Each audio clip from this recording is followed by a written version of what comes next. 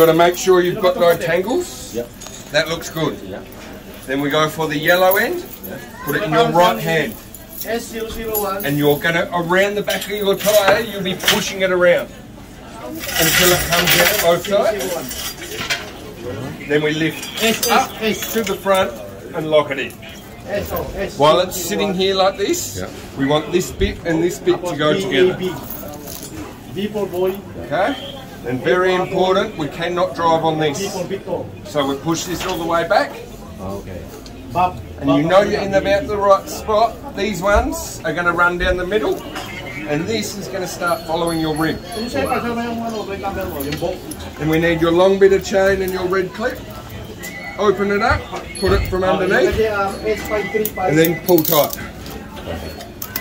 Okay, get it as tight as you can. And you need to stop this hitting your vehicle. So we go in and stretch up to wherever tight is. Here or here, it doesn't matter. Do that to both your wheels. Drive forward 10 metres, they'll loosen. Get back out of your car and just get to here and retighten. Oh yeah. Okay? And then back in and back up.